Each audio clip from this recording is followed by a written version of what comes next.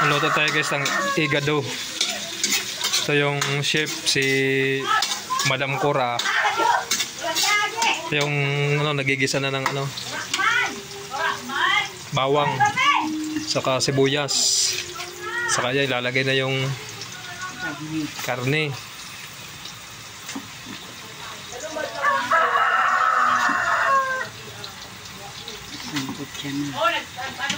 Sangkot siya ng igado.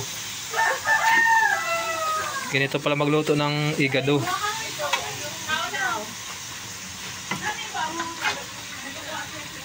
Hala, kahamot! Di ako! Kaya mo di kaya ko rasul. Matuban ba? Ay! Dapat mahi, naghaan gabi. Tinod ba? Tinod!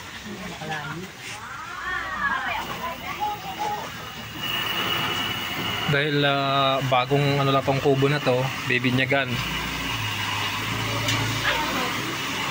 Bibinyagan natin. Bagong gawa. Ayan mga tita doon sa labas. Lisingan. Babasain daw ito mamaya, babasain. Basa na ang ulan.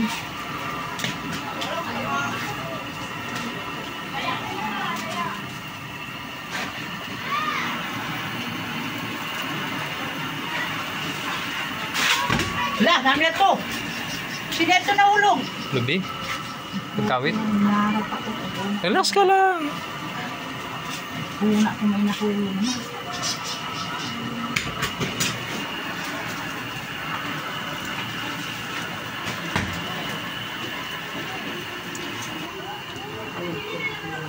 Ayan, sasangkot siya muna yung karne.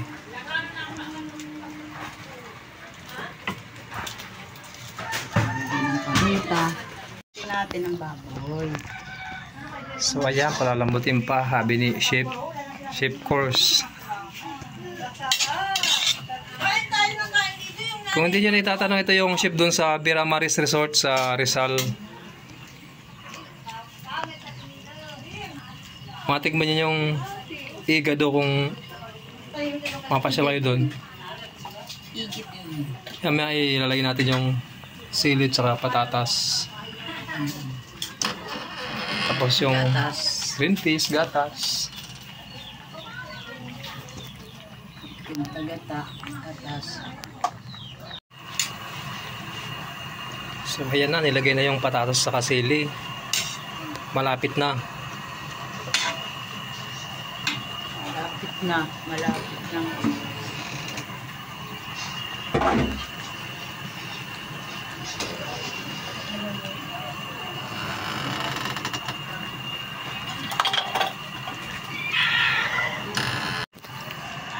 Yan yung sekreto dyan, gatas. Ibang gata.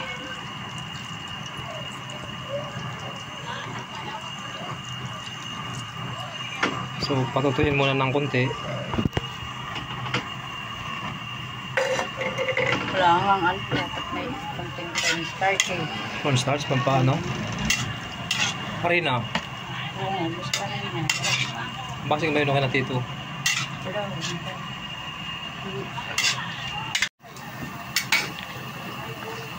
Lagyan natin ng konting pampalapot.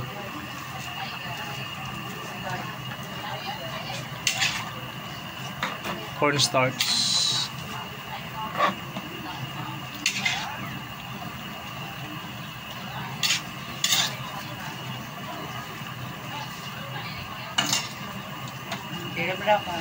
Mawi ng igado.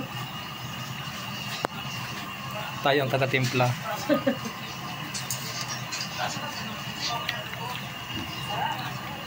Tama na ano? Okay na. Ano siya? Tama na.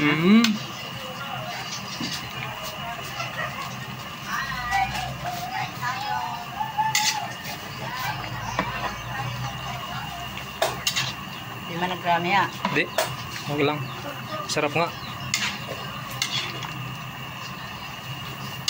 So ayan guys, luto na. Thank you for watching. So ayan guys, dahil luto na, kain tayo. Yan yung mga tita. Yan, ay guess ay langka na lang. May sabaw pa ng langka. Kahit sabaw lang ng langka. Rason.